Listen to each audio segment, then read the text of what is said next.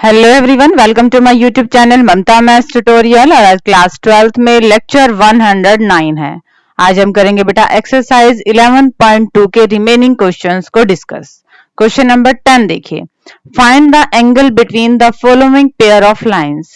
हमें दो लाइंस की इक्वेशन दे रखी है और ध्यान से देखें तो ये वेक्टर इक्वेशन दे रखी है और हमें इनके बीच का एंगल निकालना है। अब हमारे पास सीधा सीधा फॉर्मूला है। अगर एक लाइन की इक्वेशन है vector r equal to a1 plus lambda b1 और दूसरी लाइन की इक्वेशन है vector r equal to vector a2 plus mu vector b2, then उनके बीच का एंगल क्या होता है बेटा, cos थीटा। जो b1 और b2 हैं उनकी डॉट प्रोडक्ट करते हैं और डिनोमिनेटर में b1 का मैग्नीट्यूड और b2 का मैग्नीट्यूड, और यहाँ पे एंगल को हम लेते हैं पॉजिटिव। तो हमें साफ साफ दिख रहा है इक्वेशन से b1 हमारे पास क्या है 3i plus 2j plus 6k और b2 क्या है i plus 2j plus 2k। पहले तो हमने इन दोनों की डॉट प्रोडक्ट कर दी, वेक्टर b1 का मैग्नीट्यूड निकाल दिया, वेक्टर b2 का मैग्नीट्यूड निकाल दिया और इस फॉर्मूले में वैल्यू रख दी है। हमें थीटा निकालना था, cos की साइड चेंज होगी तो cos इनवर्स 19 अपॉन में 21, ये हमारा एंगल आ गया। सीधा सीधा बेटा फॉर्मूला है, ये फॉर्मूला आपको आना चाहिए। इसी क्वेश्चन का करते हैं अब second part solve. Second part, vector r equal to 3i plus j minus 2k plus lambda i minus j minus 2k और दूसरी इक्वेशन है vector r equal to 2i minus j minus 56k plus mu 3i minus 5j minus 4k।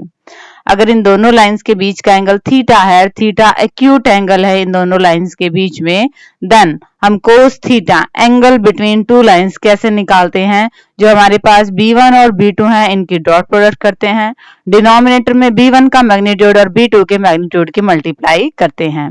हम compare करें तो हमारे पास b1 और b2 की value आ गई है, इन दोनों की हमने डॉट प्रोडक्ट की, b1 का मैग्नीट्यूड हमने निकाला और b2 का मैग्नीट्यूड हमने निकाला। b2 का मैग्नीट्यूड क्या आएगा बेटा, 3 का स्क्वायर 9, 5 का स्क्वायर 25 और ये हो गया 16, रूट 50 आ रहा है।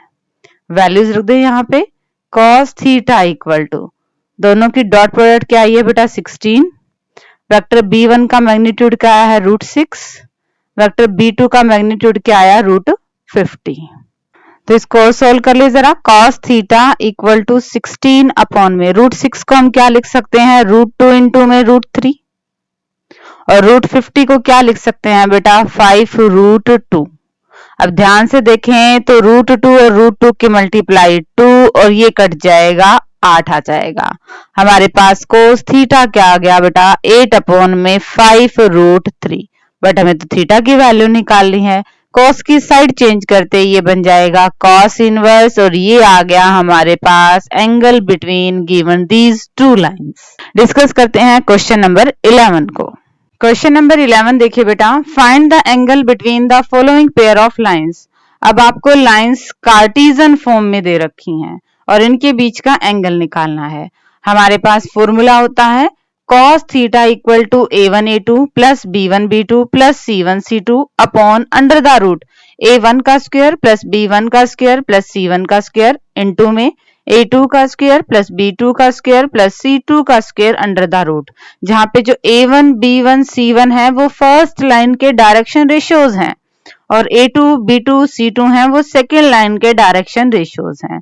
तो इक्वेशन देखते ही हमें पता चल रहा है फर्स्ट लाइन के डायरेक्शन रेशियोज क्या हैं, 2 5 और -3 है। सेकेंड लाइन के डायरेक्शन रेशियोज क्या हैं, -1 8 और 4 है। निकाल देंगे a1 का स्क्वायर b1 का स्क्वायर c1 का स्क्वायर, a2 का स्क्वायर b2 का स्क्वायर c2 का स्क्वायर। वैल्यूज आ गई हैं a1 a2 plus b1 b2 plus c1 c2, ये और निकाल देते हैं।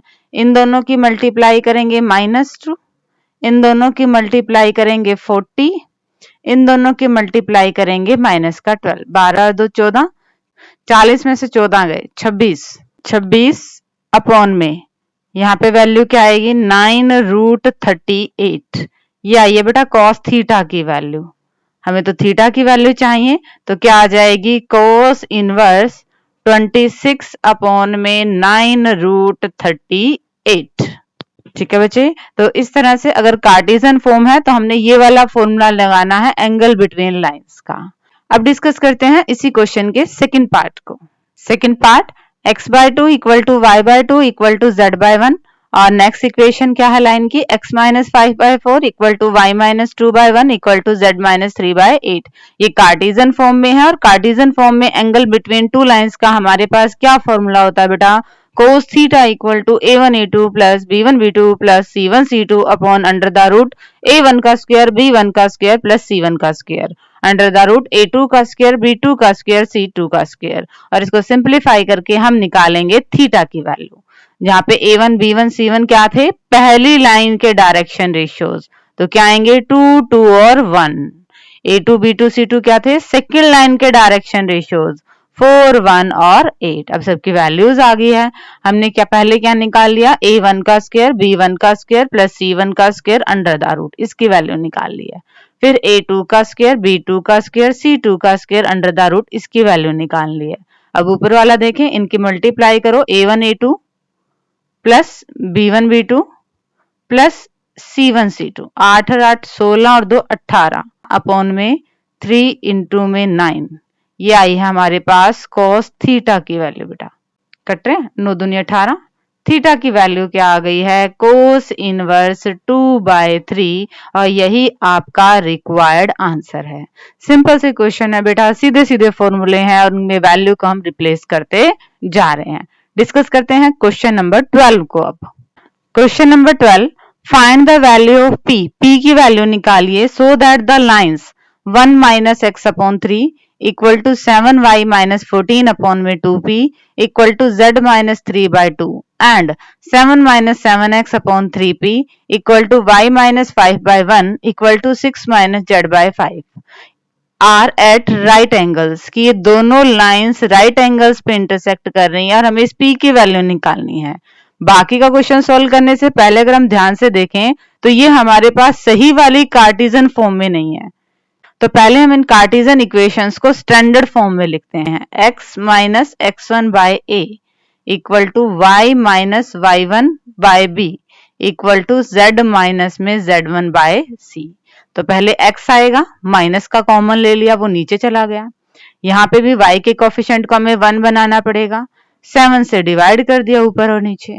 यहाँ पे ये ठीक है, यहाँ पे भी x यहाँ आएगा और 7 से भाग भी जाएगा, क्योंकि 7x को प्लस का सिर्फ xx बनाना है, ये ठीक फॉर्म है। यहाँ पे z माइनस में आना चाहिए, तो z माइनस में 6 कर दिया, माइनस का साइन था वो नीचे लग गया। अब ये हमारे पास स्टैंडर्ड फॉर्म में है।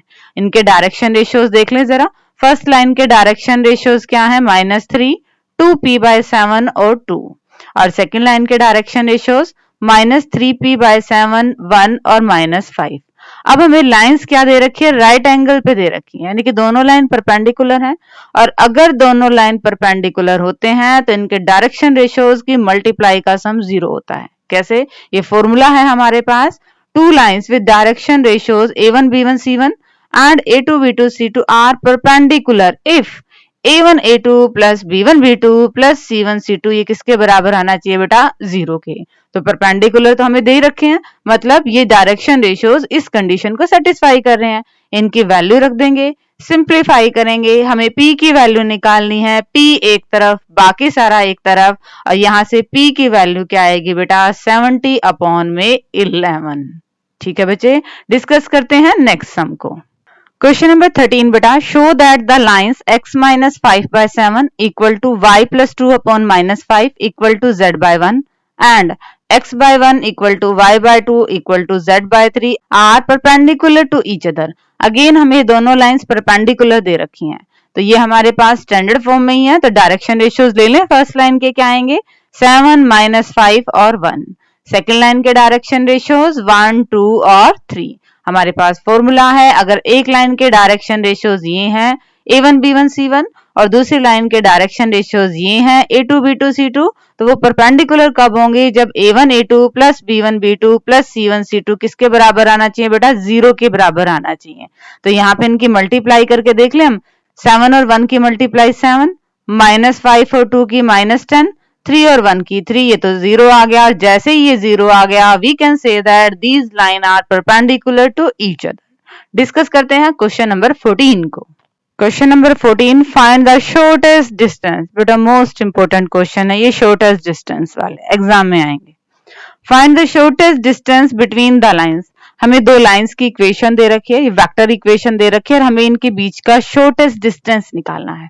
सीधा सीधा फॉर्मूला है हमारे पास। अगर एक लाइन की इक्वेशन हमारे पास vector r equal to a1 plus lambda b1 है और दूसरी line vector r equal to a2 plus lambda b2 है, तो उनके शॉर्टेस्ट डिस्टेंस का फॉर्मूला क्या होगा बेटा? d equal to b1 cross b2, इनकी क्रॉस प्रोडक्ट करेंगे और a2 माइनस a1 वाला जो वेक्टर आएगा उसके साथ डॉट प्रोडक्ट करेंगे और डिनोमिनेटर में ये जो क्रॉस प्रोडक्ट की है इसी का ही क्या लेंगे बेटा? हम मैग्नीट्यूड लेंगे। Distance always a positive quantity, ठीक है। अब हम इक्वेशन से कंपेयर करें इनके, तो a1 की वैल्यू हमारे पास क्या आएगी बेटा? i प्लस 2j माइनस में के। a2 की वैल्यू क्या आएगी? 2i माइनस j माइनस के। b1 की वैल्यू क्या आएगी? i माइनस j प्लस के। b2 की वैल्यू क्या आएगी? 2i plus j plus 2k। अब पहले हम क्रॉस प्रोडक्ट निकालेंगे, a2 माइनस a1 निकालेंगे, उन दोनों की डॉट प्रोडक्ट करेंगे और ये जो क्रॉस प्रोडक्ट निकाली है इसका हम निकालने वाले हैं मैग्नीट्यूड। देखिए जरा बेटा कैलकुलेशन पार्ट आगे का। तो बेटा हम निकाल चुके थे a1, a2 और b1 और b2। सबसे पहले हम निकाल लें वेक्टर a2 माइनस में a1। a2 में से a1 को माइनस कर दीजिए, फिर b1 क्रॉस b2 निकालते हैं। क्रॉस प्रोडक्ट हम कैसे निकालते हैं? डिटर्मिनेंट i, j और k। पहले b1 के कॉफिशिएंट 1 माइनस 1 और 1, फिर b2 के कॉफिशिएंट 2, 1 और 2। इस डिटर्मिनेंट को हमने सॉल्व किया तो हमें क्रॉस प्रोडक्ट मिल गया। हमें इसका मैग्नीट्यूड भी चाहिएगा तो साथ साथ इसका मैग्नीट्यूड निकाल लेते हैं। फिर हमें b1 क्रॉस b2 जो हमने निकाला था वो और a2 माइनस a1 जो निकाला था उनकी डॉट प्रोडक्ट भी चाहिए, तो इनकी हमने डॉट प्रोडक्ट भी कर दी। अब फॉर्मूले में जब वैल्यू रखी है तो क्या आएगा? पहले तो इनकी डॉट प्रोडक्ट लिखते हैं अपॉन में इसका मैग्नीट्यूड। जो टर्म कट रही थी काट दी। Distance is always a positive quantity, तो इसे हमने प्लस का ले लिया है, बट डिनोमिनेटर में √2 है तो रेशनलाइजेशन कर दिया और ये आ गया हमारे पास shortest distance between two lines का। बेटा इसका जो फॉर्मूला है वो आप अच्छे से मेमोराइज करेंगे। डिस्कस करते हैं नेक्स्ट सम को। Question number 15, find the shortest distance between the lines. इन दो लाइंस के बीच का शॉर्टेस्ट डिस्टेंस निकालिए। पिछले वाले क्वेश्चन में बेटा ये लाइन हमें वेक्टर फॉर्म में दी हुई थी, अब ये कार्टेशियन फॉर्म में दी हुई है। कार्टेशियन फॉर्म के लिए फॉर्मूला हमारे पास अलग है। We know that the shortest distance between the line x minus x1 by a1 equal to y minus y1 by b1 equal to z minus z1 by c1 and x minus x2 by a2 equal to y minus y2 by b2 z minus में z2 by c2 is। Distance का formula ये होता है बेटा, determinant x2 minus x1 y2 minus में y1 z2 minus में z1। Next row में a1 b1 c1, next row में a2 b2 c2 under the root b1 c2 minus में b2 c1 का whole square, c1 a2 minus में c2 a1 का whole square plus में a1 b2 minus में a2 b1 का whole square under the root. ये value आपके पास नेगेटिव भी आ सकती है तो यहाँ पे आप लगाएंगे mode, because distance is always a positive quantity. अब हम कंपेयर करें और वैल्यू निकालें तो x1 की वैल्यू क्या आएगी बेटा? -1। y1 की वैल्यू बेटा क्या आएगी? -1। z1 की वैल्यू भी क्या आएगी बेटा? -1। a1 की वैल्यू 7, b1 की वैल्यू -6, c1 की वैल्यू 1। x2 की वैल्यू आएगी 3, y2 की वैल्यू आएगी 5, z2 की वैल्यू आएगी 7, a2 की वैल्यू आएगी 1, b2 की वैल्यू आएगी -2 और C2 की वैल्यू आएगी 1। सारी वैल्यूज आई हैं। अब तो एक तो डिटर्मिनेंट निकालना है और एक ये रूट वाली टर्म निकालनी है। देखिए जरा कैलकुलेशन पार्ट कैसे होगा। तो बेटा हम ये सारी वैल्यूज तो निकाल ही चुके हैं। डिटर्मिनेंट की वैल्यू निकालते हैं। x2 माइनस में x1, 3 माइनस माइनस में 1 यानी कि 4 आ गया है। y2 माइनस में y1, 5 माइनस माइनस 1 यानी कि प्लस का 1 हो गया, ये 6 आ गया है। z2 माइनस में z1, 7 माइनस माइनस में 1, ये 8 आ गया। a1 b1 c1, 7 माइनस 6 और 1, a2 b2 c2, 1 माइनस 2 और 1। डिटर्मिनेंट को सॉल्व किया और वैल्यू आ गई। रूट वाली टर्म हमारे पास क्या थी? B1 C2 माइनस में B2 C1 का square plus C1 A2 minus में C2 A1 का square plus A1 B2 minus में A2 B1 का whole square under the root. सारी वैल्यूज है हमारे पास, इसको सॉल्व किया तो इसकी वैल्यू निकल गया है। Distance, distance is always a positive quantity, तो यहाँ पे मॉडुलस हमने लगा दिया है, ये प्लस की वैल्यू आएगी, कंप्लीट है, ये रूट है, कैंसिल आउट होके एक रूट तो बचेगा ही बेटा। 2 को √2 से काटेंगे, 2 को हम लिख सकते हैं √2 इंटू में √2, √4 और 4 का √2 होता है, नीचे √2 है, कैंसिल आउट होगा तो √2 बचेगा। सेम यहाँ पे कंप्लीट टर्म है, नीचे इसका रूट है, इसको काटेंगे तो अंडर द रूट 116 बचेगा, बट नेगेटिव में है, हम नेगेटिव वैल्यू नहीं लेंगे। Distance is always a positive quantity, तो ये आ गया डिस्टेंस अंडर द रूट 116। और अगर इसको थोड़ा सिंप्लीफाई करें, 2 से करें 58, 2 से करें 29, इसको हम क्या लिख सकते हैं 2√29, और ये हमारा क्या आ गया shortest distance between given two lines. Discuss करते हैं बेटा नेक्स्ट सम को। Question number 16, find the shortest distance between the line whose vector equations are. हमें वेक्टर इक्वेशंस दे रखी है, अगर लाइन से हम कंपेयर करें तो ये A1 की वैल्यू, ये A2 की वैल्यू, ये B1 की वैल्यू, ये B2 की वैल्यू। फॉर्मूला है हमारे पास, हम B1 और B2 की क्रॉस प्रोडक्ट करेंगे, A2 माइनस A1 निकालेंगे, फिर इनकी क्रॉस प्रोडक्ट की और A2 माइनस A1 वाले टर्म के साथ डॉट प्रोडक्ट करेंगे और इसका मैग्नीट्यूड करेंगे, वैल्यू रिप्लेस करेंगे और सीधा सीधा हमारे पास डिस्टेंस आ जाएगा। देखिए जरा आगे का कैलकुलेशन पार्ट। A1 और A2 की वैल्यू आ चुकी थी, वेक्टर A2 माइनस में वेक्टर A1 हमने निकाला, वेक्टर B1 और वेक्टर B2 की वैल्यू है तो इनकी क्रॉस प्रोडक्ट की।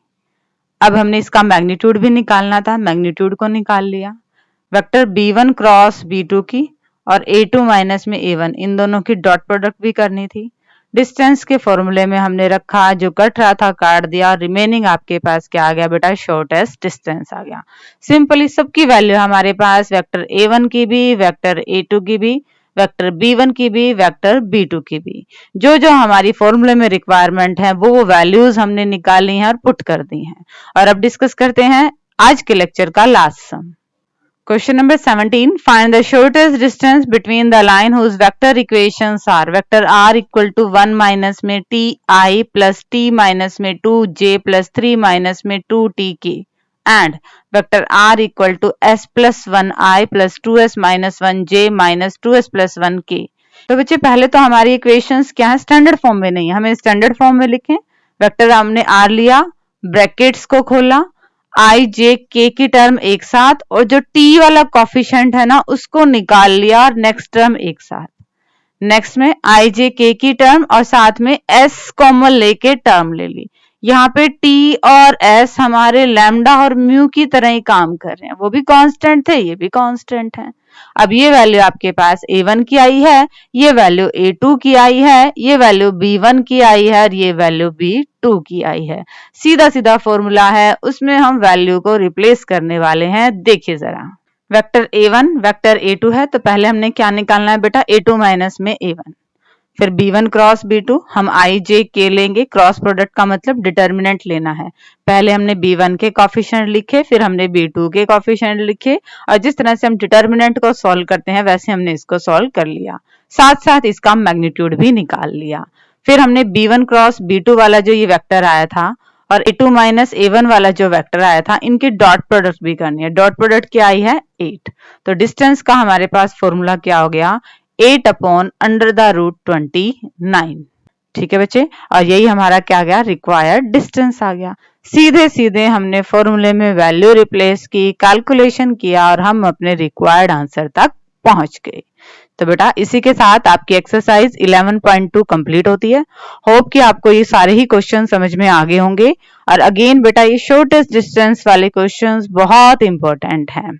डिस्क्रिप्शन में नोट्स हैं, नोट्स ले लीजिएगा और अपनी नोटबुक मेंटेन कर लीजिएगा। Thank you everyone for watching my video.